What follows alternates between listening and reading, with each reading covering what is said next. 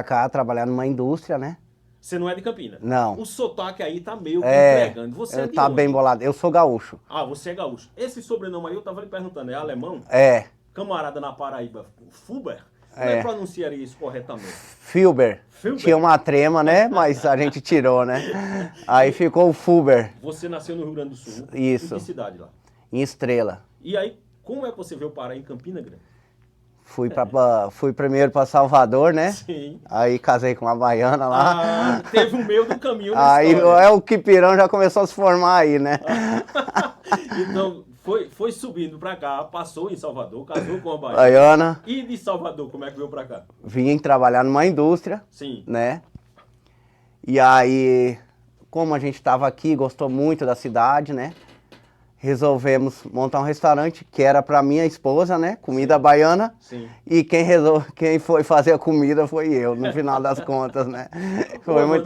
Peraí, essa indústria que você veio era qual? Era uma indústria de embalagens, eu vim Embalagens. gerenciar. Então você já atuava nessa área? Você era o quê? Sim, a vida toda eu Profissionalmente? trabalhei com isso. Eu sou gerente industrial de embalagem, flexíveis. Tá, então Nunca não tinha isso. nada a ver Nunca, com atividade nunca. empresarial. Nunca me descobri como comerciante numa cidade que é comerciante, né, por Aí si só. você veio para Campina, foi trabalhar na indústria, e aí no meio desse processo surgiu a ideia de abrir um estabelecimento? Foi, pra minha esposa, né? Ela é psicóloga, aí ela quis abrir esse restaurante, eu também queria. Quipirão é porque eu chegava do trabalho, tem uma história engraçada, né? Eu chegava do trabalho, eu dizia pra minha esposa, faz um pirãozinho de macaxeira aí pra reforçar, né? E ela, aí eu ficava brincando dela, que pirão é esse? Vamos vender, vamos vender. Ela disse, não, não vamos. Eu disse, vamos vender. É sério, eu tô falando sério. Aí a gente foi pro iFood, teve começou a vender e coisa, aí fomos pro espaço físico, né? Que é um desafio, né? Teve esse desafio que a gente foi pro espaço físico. Você começou que ano? A gente começou em 2023. 2023. É. E aí foi primeiro sem balcão, trabalhando, fazendo entregas. Só entrega. Era só entrega, só em casa a gente E começou. qual era o cardápio de fato? Era só o pirão de macaxeira, amigo. Pirão de macaxeira. Aqui como se fosse o escondidinho, né? Sim. Na Bahia a gente chama pirão. É um pouco diferente a consistência dele, é bem saboroso. Então, essa receita ela veio da Bahia. Veio. E o resto do cardápio todo, né? E o pessoal daqui se adaptou bem e gostou. Foi, graças a Deus. Bom, ô Evandro, quando vocês começaram com essa ideia, sem balcão, fazendo entrega, você imaginava que ia ter a aceitação que tiveram e o crescimento que acabou tendo? Rapaz, o prato era bom, né? A gente sempre espera que, né? Minha esposa faz pra mim, eu quero que todo mundo goste, né? Mas eu não esperava isso, né? Aí, quando a gente abriu mesmo o espaço, a gente entendeu que precisava ter mais pratos. E aí a gente foi atrás de... Nunca trabalhamos com isso, né? Sim. Aí eu fiz uma consultoria com uma pessoa, aí que a coisa começou a desandar mesmo, sabe? Aprender, não sabia nem montar um salão, né? Experiência zero. Zero, nós dois era zero. Bom, a decisão de começar e vender por meio de aplicativo, por meio do iFood, a gente entende que é uma decisão que requer uma certa coragem, mas um menos. Já a decisão de alugar um espaço, montar um salão, estruturar, requer investimento, requer uma aposta muito maior, requer aprender de fato a entrar no jogo, aí a entrar de fato no jogo. Como é que foi o passo desse processo? Vocês conversaram muito, como foi a definição para esse upgrade? Pronto, quando a gente resolveu fazer esse upgrade, a gente fez a primeira, né, o investimento e acabou dando acabou não conseguindo abrir de fato. A gente fechou, ficou pagando o espaço ainda quase um ano, entendeu? E aí que a gente juntou capital, aí eu criei coragem para sair da empresa e eu disse, eu vou tocar mesmo e seja o que Deus quiser. Por que não deu certo a primeira abertura? Porque eu acredito que foi inexperiência e também a gente tinha outros empregos, queria botar isso na mão de outras pessoas, entendeu? De fato, o Quipirão pediu para mim entrar, não foi uma coisa assim. Eu queria fazer como um investimento e eu acabei entrando e disse, não, se eu não fizer, não vai dar certo. Chegou aquele momento que eu disse, eu vou entrar de cabeça mesmo. Aí a gente comprou as coisas, tudo, paguei uma consultoria bacana, um cara que veio para abençoar mesmo, sabe? Que fez a diferença. Ô Evandro, essas histórias de insucessos até chegar ao sucesso, elas são sempre muito fascinantes.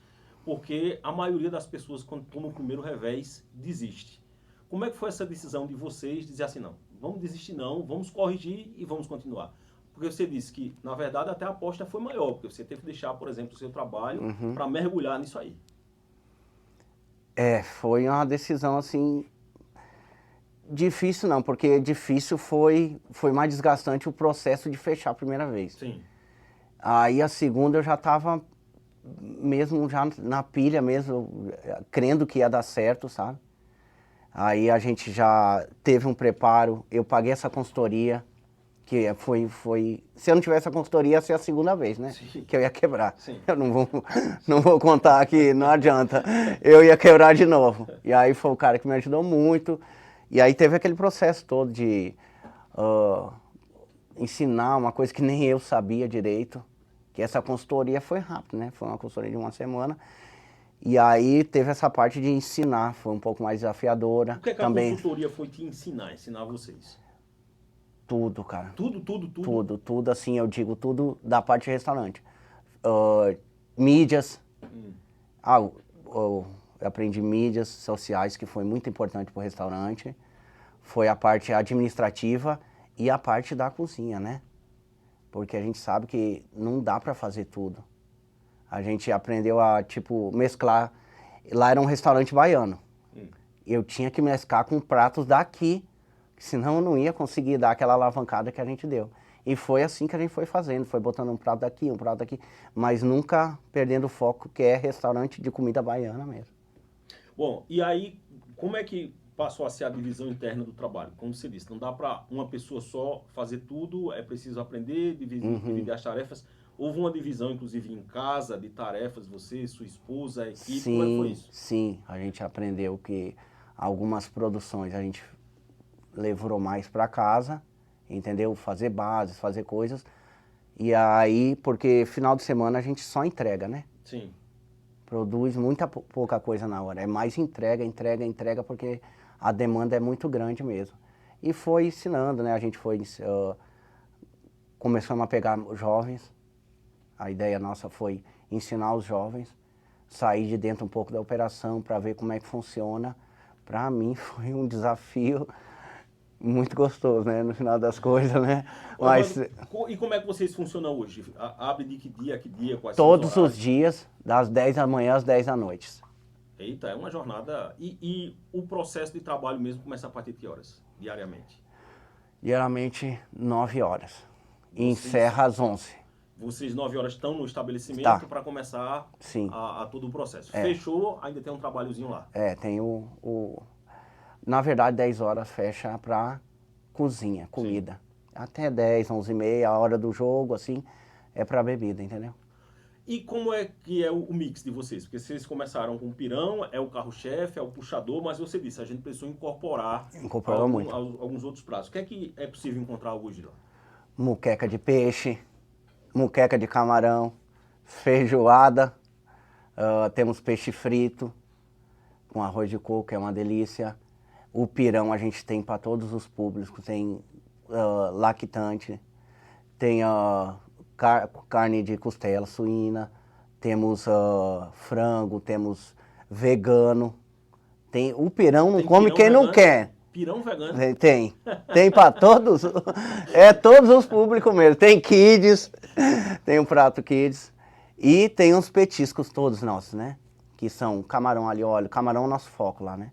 Tem camarão empanado, camarão queijo coalho ao molho, tem aí, torresmo, tripa. Quem está em casa já deve estar dizendo que ainda não conhece onde é que fica, né? Vamos fica contar?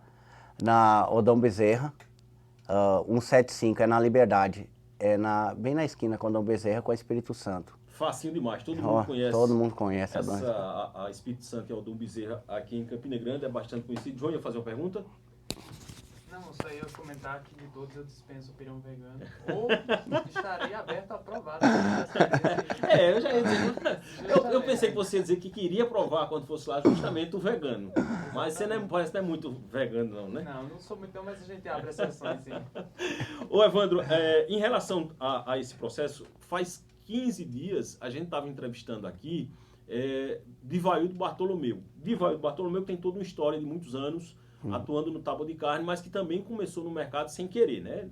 Ele trabalhava todo mundo em banco, fechou o banco e aí foram abrir um restaurante, foram aprender e também foi todo esse processo e tem uma história de mais de 30 anos. Com essa experiência que vocês já têm em relação ao restaurante, como é que você percebe esse mercado da gastronomia? Porque é um mercado que tem muita concorrência. Tem praticamente um estabelecimento em cada esquina e, por exemplo, ali na Aldão Bezerra tem vários estabelecimentos para todos os gostos. Como é que esse mercado consegue comportar todo mundo? É porque a fome do povo é grande demais? Não. Tem público, tu tem que escolher o teu público primeiro, né? Não dá para ser genérico geral. Por isso a gente decidiu abrir todos os dias, né? Porque a hora que tu quiser comer, o pirão vai estar aberto, né? Foi uma... E o impacto, vocês começaram com as entregas, vocês começaram com o trabalho da iFood, e hoje, qual é a divisão que vocês têm em termos de demanda de delivery e de balcão? Tem os horários. Oscila conforme o horário.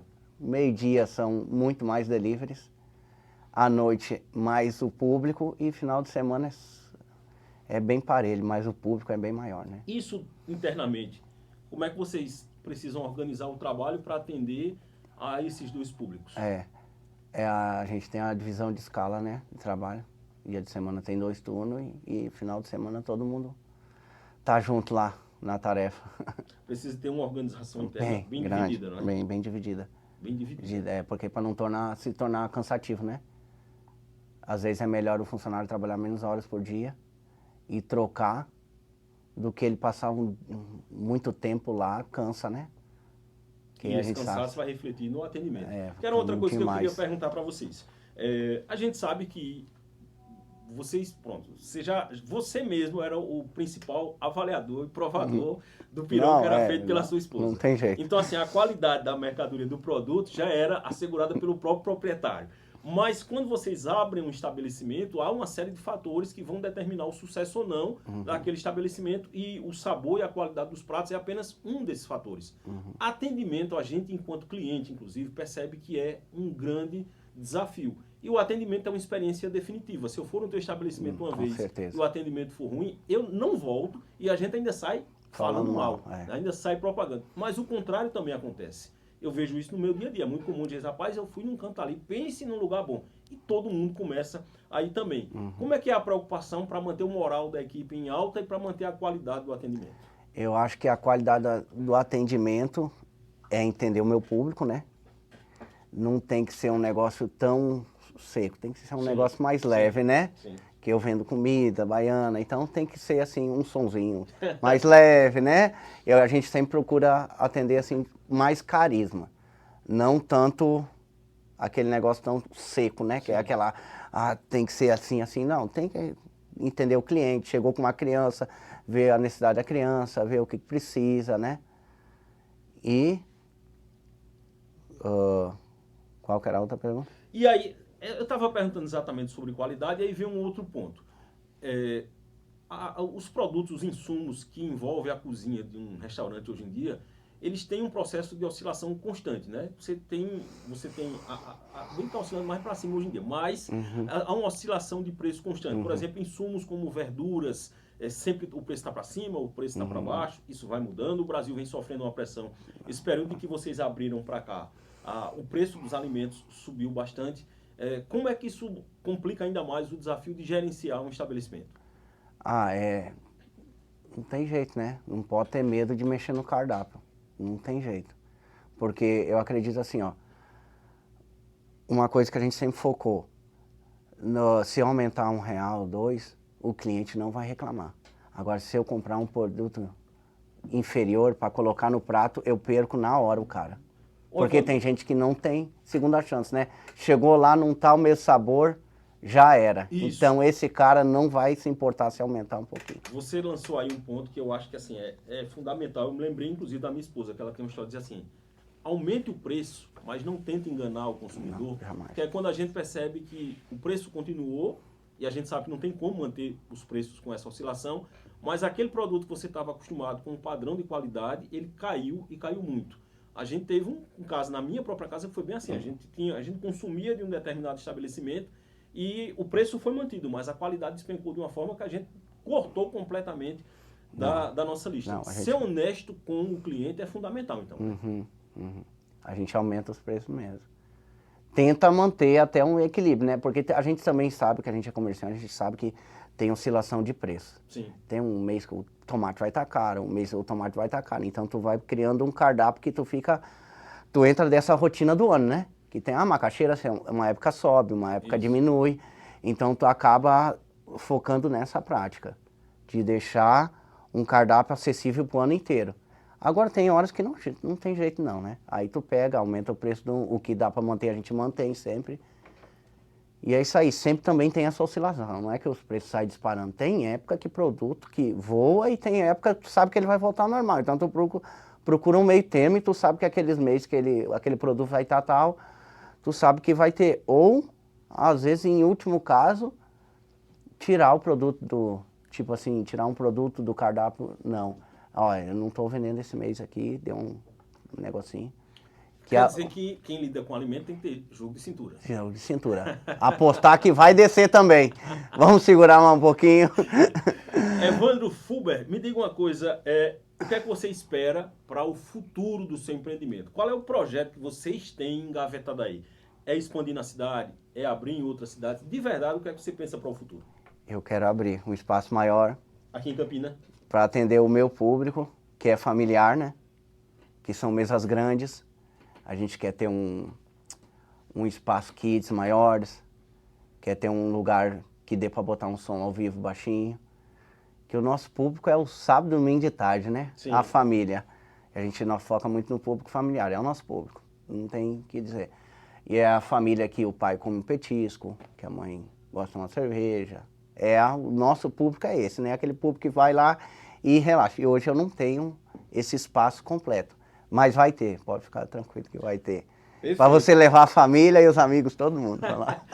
Evandro, com essa tua história, que é mais uma história que a gente está contando aqui de alguém que não era empreendedor, que não veio desse meio, que não aprendeu com a família, que não aprendeu dentro de casa, que deu uma reviravolta na vida. A gente sabe que nada é fácil, tudo é muito difícil. E esse país é um país de burocracia, de dificuldades. Mas para quem está em casa pensando em empreender, mas sente receio perante esses desafios, que tipo de conselho, até com a experiência daquele primeiro insucesso inicial que você teve, você pode passar para essas pessoas?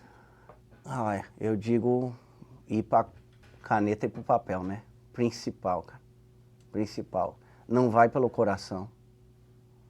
Que o coração, a gente acaba tomando decisões, né? Que pelo coração tudo dá certo, né? Eita, que é uma maravilha. Tu vai lá, amanhã eu vou ser o maior restaurante do Brasil. Vai pra ponta do lápis e faz. Faz 10 vezes. Abre o que você pode abrir.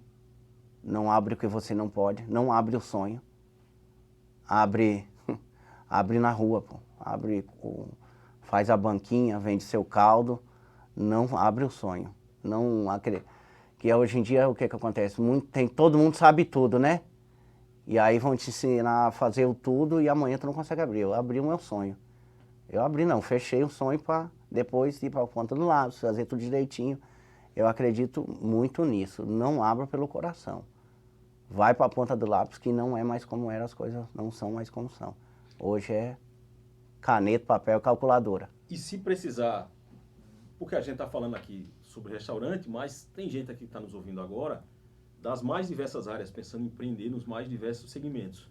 O seu conselho, pela sua própria experiência, é que precisando de uma boa consultoria é um investimento essencial. Consultoria e ter humildade, né? Saber o passo a passo. Vai da banquinha, depois vai para um estabelecimento fechado e vai crescendo passo a passo. Não dá para atropelar hoje em dia, não. Porque A gente sabe que a gente é empreendedor, a gente precisa do banco, né? Sim. Do dinheiro do banco. E o dinheiro do banco é caro. É caro. É caro, é caro. E aí, infelizmente, a gente precisa desse dinheiro. Então, abre pequeno, deixa o caixa gordo e vai se mantendo. Ó. Vai o passo a passo que vai dar certo. Com certeza vai dar certo. Evandro, sobre ainda essa questão dessa experiência e dessa vivência em relação a esse segmento, você falou, e eu estava me lembrando dos conceitos que o Sebrae sempre dá, que as pessoas eu já faço parte. se capacitar. Você foi para a associação comercial, está participando de todas aquelas discussões. O empreendedor ele não pode se isolar no mundo e se isolar somente ali no seu projeto. É preciso estar realmente conectado com tudo isso? Tudo. Cliente, né, pô? Cliente, fornecedor, eu acho que é tudo uma energia. Comerciante, pô, eu me apaixonei um pouco por ser comerciante, pelo fato que comerciante, tu gera uma corrente do bem, né? Tu compra, tu vende, é um negócio de Deus, né? Tu tá abençoando todo mundo, tu tem que estar nessa energia, que eu tô abençoando todo mundo e todo mundo tá me abençoando, senão não vai dar certo não, é um negócio de Deus mesmo. Bom, a gente falou de um estabelecimento que tem pouco tempo, mas que já está sendo muito bem reconhecido em Campina, muito bem falado. Meu amigo Helder Campos, que está na audiência, a gente sempre está escolhendo uns cantos aí para ir, né, Helder? Já sabe, vamos chamar o viajante lá, já tem um ponto novo para a gente poder ir conhecer lá o Quipirão. Verus, que eu já tinha falado sobre esse estabelecimento, inclusive, para a gente. Verus que é minha vendedora. Uma pergunta que a gente sempre faz para os nossos convidados aqui do quadro é o seguinte: a empresa, muitas vezes, é mais do que um número, um CNPJ em um lugar para ir trabalhar. O que esse estabelecimento representa hoje para você, para a sua família e para a tua vida? Esse estabelecimento representa para mim Deus, né? Principalmente Deus. Porque foi um presente que eu ganhei dele, né? Na minha jornada de vida, foi um presente de Deus, o restaurante. Para mim, ele é o foco hoje. Claro que se Deus disser para mim assim, ó, fecha isso aí que eu vou te dar o maior, eu vou dizer, claro, foi tu que me deu, né? Eu não vou fechar. Mas para mim é a direção, cara. Que Deus foi um presente mesmo que Deus deu na minha vida. Cara. Muito bem. Deixa eu agradecer pela sua participação. Como é o nome da sua esposa? Valdice.